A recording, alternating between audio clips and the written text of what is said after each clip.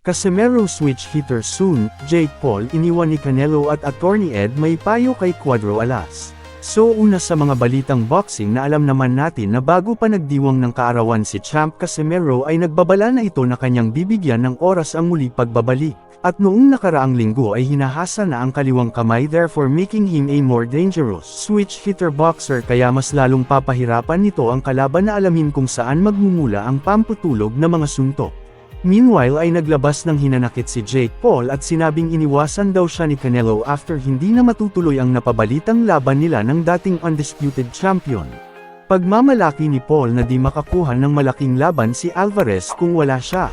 Pero alam naman natin na pera din ang rason kung bakit pumirma ng multi-deal si Saul sa bilyonaryo ng Saudi na si Turki Al-Sheikh. Ayon pa ni Alvarez na, "Tinalikuran ako ni Canelo Alvarez at ngayon ay isang pag-aaring alipin na walang pagsasaalang-alang sa pagmamalaki ng mga taong Mexican na sumusuporta sa kanya sa lupain ng US."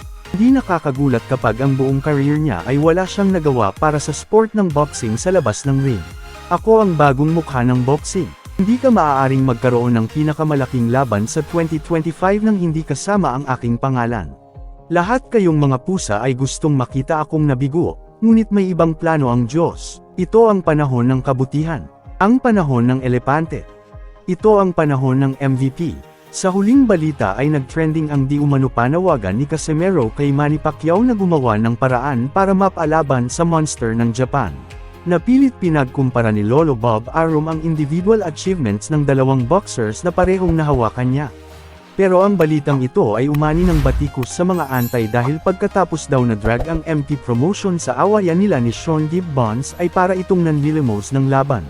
Subalit may payo si Attorney Ed Tolentino kay Cuadro Alas kaugnay sa paghingi ng tulong na kung sakaling mabigyan ng huling tsansa ay dapat lunukan daw ang pride.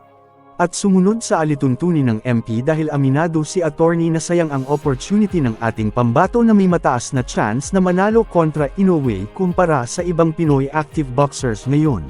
RDTV Cebu, chill lang Kuya Joseph. Chill pa lang yan, wala pa yan. Pero pulang-pulang ka na dito, pre. Ako daw.